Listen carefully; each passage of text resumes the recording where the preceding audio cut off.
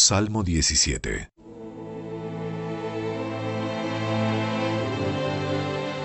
Oh Señor, oye mi ruego pidiendo justicia. Escucha mi grito de auxilio. Presta oído a mi oración porque proviene de labios sinceros. Declárame inocente porque tú ves a los que hacen lo correcto. Pusiste a prueba mis pensamientos y examinaste mi corazón durante la noche. Me has escudriñado y no encontraste ningún mal. Estoy decidido a no pecar con mis palabras. He seguido tus mandatos, los cuales me impidieron ir tras la gente cruel y perversa. Mis pasos permanecieron en tu camino. No he vacilado en seguirte. Capítulo 43.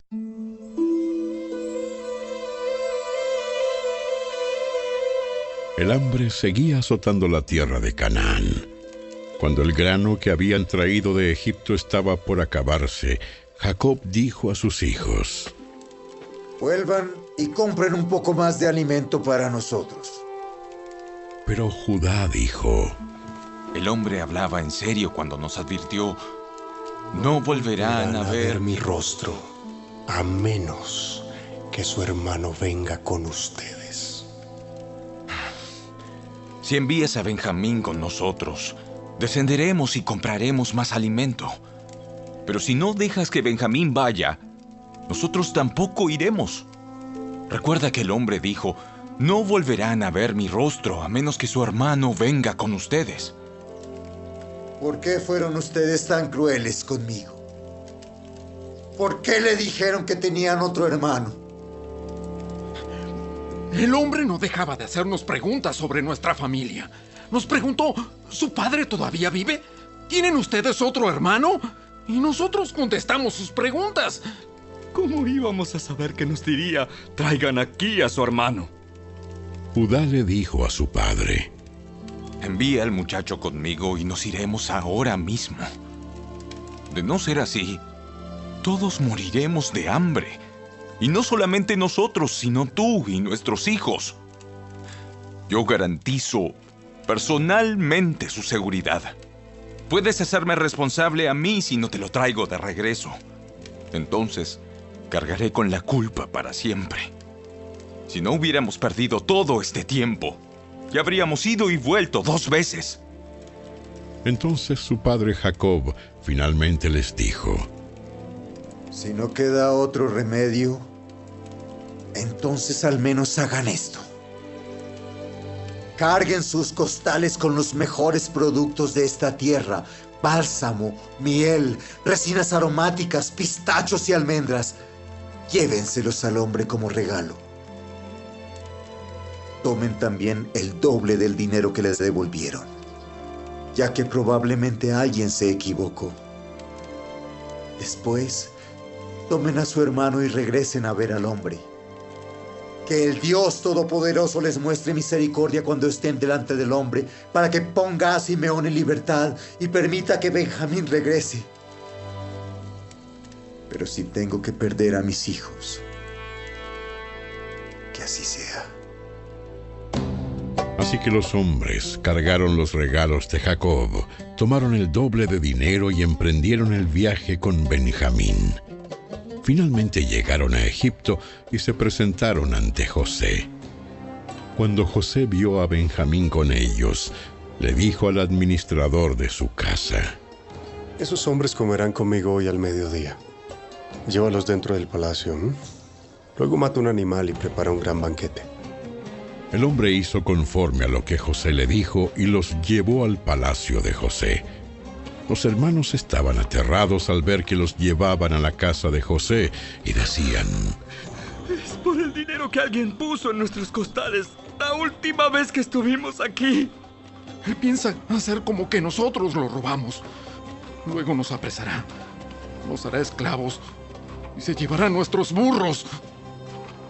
Los hermanos se acercaron al administrador de la casa de José y hablaron con él en la entrada del palacio. Señor, ya vinimos a Egipto una vez a comprar alimento. Pero cuando íbamos de regreso a nuestra casa, nos detuvimos a pasar la noche y abrimos nuestros costales. Entonces descubrimos que el dinero de cada uno de nosotros, la cantidad exacta que habíamos pagado, estaba en la parte superior de cada costal. ¡Aquí está! ¡Lo hemos traído con nosotros! También trajimos más dinero para comprar más alimento. No tenemos idea de quién puso el dinero en nuestros costales. Les dijo el administrador. Tranquilos, no tengan miedo. El Dios de ustedes, el Dios de su padre, debe de haber puesto ese tesoro en sus costales. Me consta que recibí el pago que hicieron. Después soltó a Simeón y lo llevó a donde estaban ellos. Luego el administrador acompañó a los hombres hasta el palacio de José. Les dio agua para que se lavaran los pies y alimento para sus burros. Ellos prepararon sus regalos para la llegada de José a mediodía, porque les dijeron que comerían allí. Cuando José volvió a casa, le entregaron los regalos que le habían traído y luego se postraron hasta el suelo delante de él. Después de saludarlos, él les preguntó: ¿Cómo está su padre? El anciano del que me hablaron. ¿Todavía vive? Sí, nuestro padre, siervo de usted, sigue con vida y está bien. Y volvieron a postrarse. Entonces José miró a su hermano Benjamín, hijo de su misma madre. ¿Es este su hermano menor del que me hablaron? Que Dios te bendiga, hijo mío. Entonces José se apresuró a salir de la habitación, porque la emoción de ver a su hermano lo había vencido. Entró en su cuarto privado, donde perdió el control y se echó a llorar. Después de lavarse la cara, volvió a salir, ya más controlado. Entonces ordenó: Traigan la comida. Los camareros sirvieron a José en su propia mesa, y sus hermanos fueron servidos en una mesa aparte. Los egipcios que comían con José se sentaron en su propia mesa, porque los egipcios desprecian a los hebreos y se niegan a comer con ellos. José indicó a cada uno de sus hermanos dónde sentarse, y para sorpresa de ellos, los sentó según sus edades, desde el mayor hasta el menor. También llenó sus platos con comida de su propia mesa, y le dio a Benjamín 5 veces más que a los demás. Entonces festejaron y bebieron libremente con José.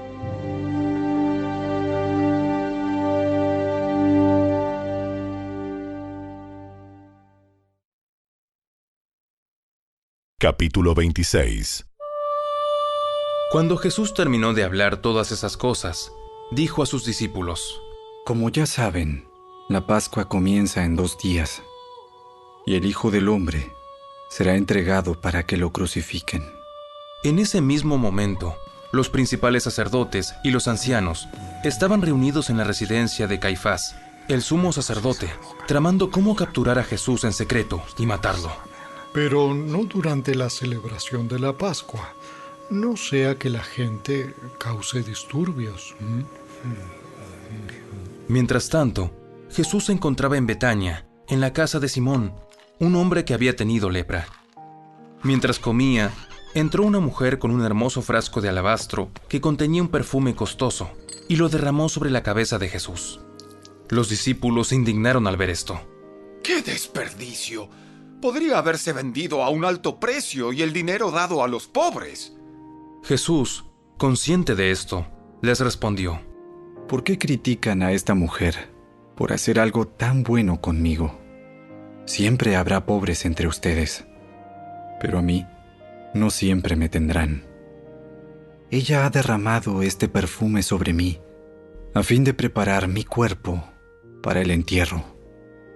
Les digo la verdad, en cualquier lugar del mundo donde se predique la buena noticia, se recordará y se hablará de lo que hizo esta mujer.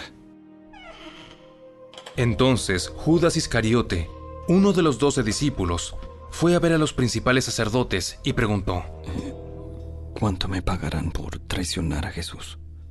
y ellos le dieron 30 piezas de plata. A partir de ese momento, Judas comenzó a buscar una oportunidad para traicionar a Jesús. El primer día del Festival de los Panes sin Levadura, los discípulos se acercaron a Jesús y le preguntaron: ¿Dónde quieres que te preparemos la cena de Pascua? Al entrar en la ciudad, verán a cierto hombre. Díganle: el maestro dice, mi tiempo ha llegado, y comeré la cena de Pascua con mis discípulos en tu casa. Entonces los discípulos hicieron como Jesús les dijo y prepararon la cena de Pascua allí. Al anochecer, Jesús se sentó a la mesa con los 12.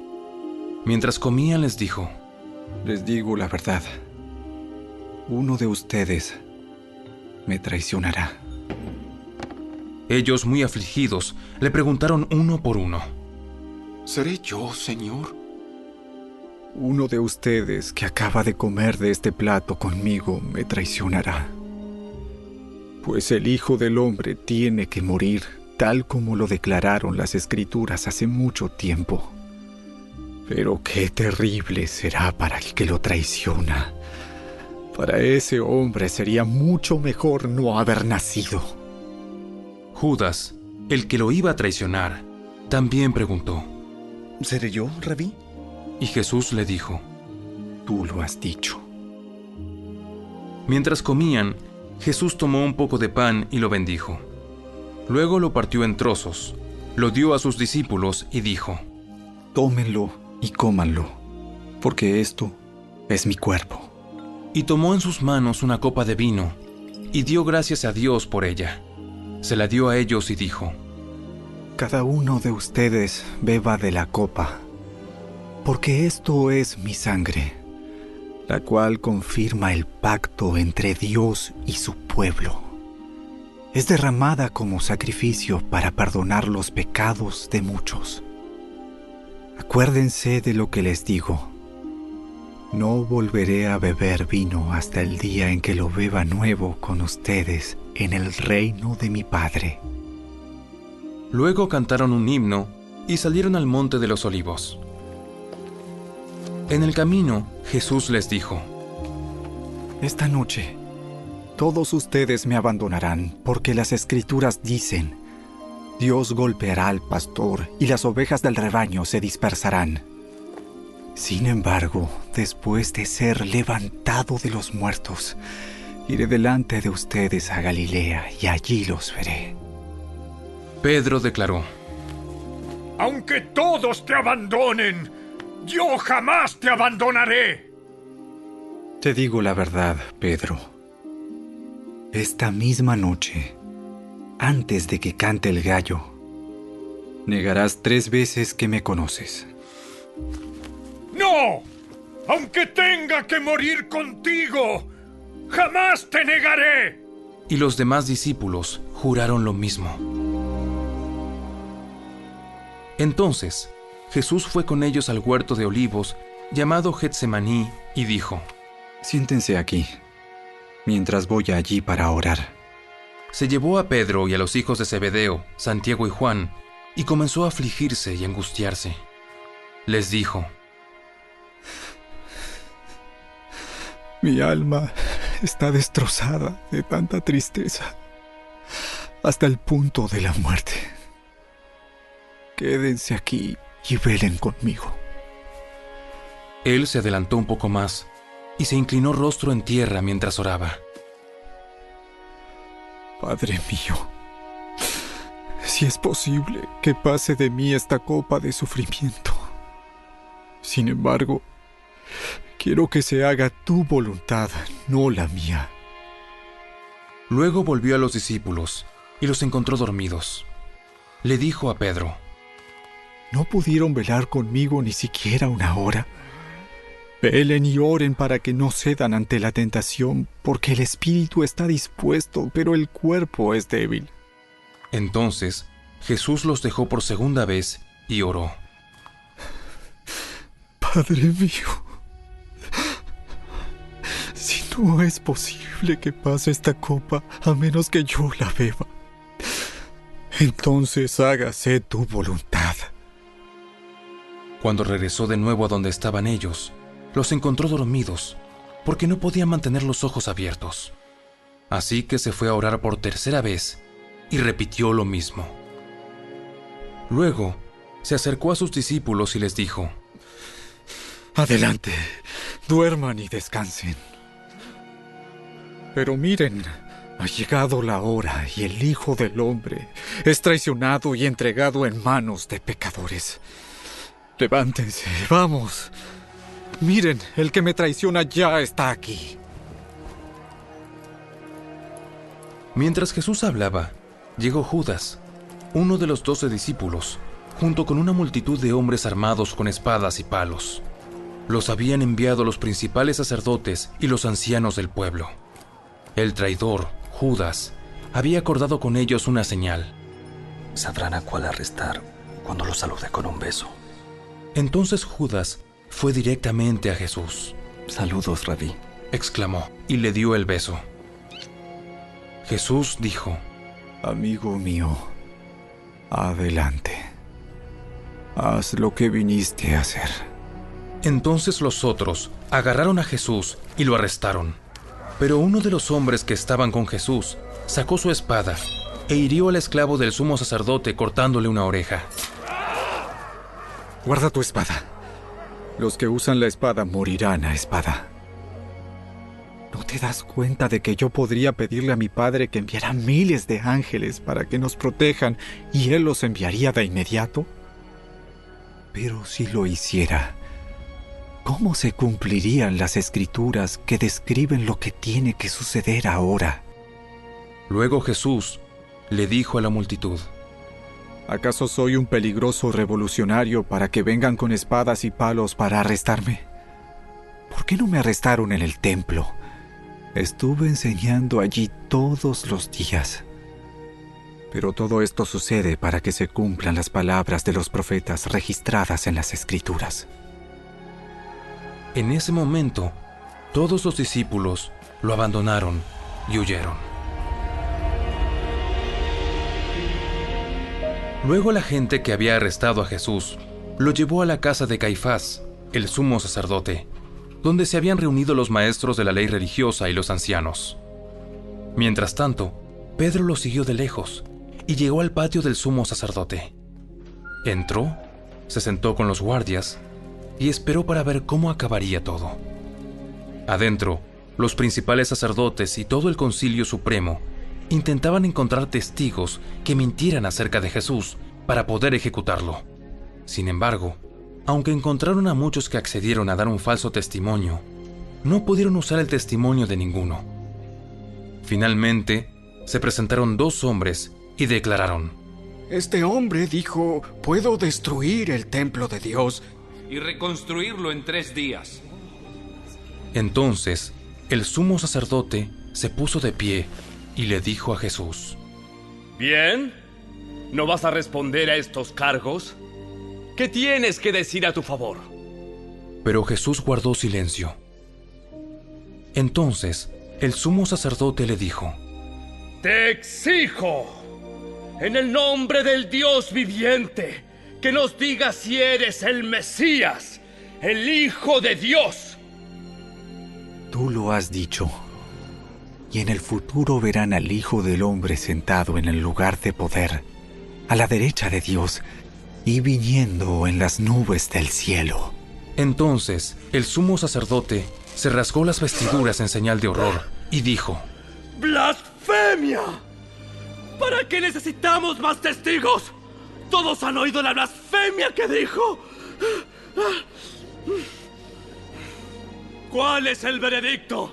¡Culpable! ¡Merece morir! Entonces comenzaron a escupirle en la cara a Jesús y a darle puñetazos. Algunos le daban bofetadas y se burlaban. ¡Profetízanos, Mesías! ¡Profetízanos! ¿Quién te golpeó esta vez? Mientras tanto, Pedro estaba sentado afuera en el patio. Una sirvienta se acercó y le dijo: Hey, tú eras uno de los que estaban con Jesús, el Galileo. Pero Pedro lo negó frente a todos. No sé de qué hablas. Más tarde, cerca de la puerta, lo vio otra sirvienta, quien les dijo a los que estaban por ahí: Este hombre estaba con Jesús de Nazaret. Nuevamente, Pedro lo negó, esta vez con un juramento. Ni siquiera conozco al hombre. Un poco más tarde, algunos de los otros que estaban allí se acercaron a Pedro y dijeron: ¡Ey! Seguro que tú eres uno de ellos. Nos damos cuenta por el acento galileo que tienes. ¡Que me caiga una maldición si les miento! ¡No conozco al hombre! Inmediatamente, el gallo cantó. De repente, las palabras de Jesús pasaron rápidamente por la mente de Pedro. Antes de que cante el gallo, negarás 3 veces que me conoces. Y Pedro salió llorando amargamente.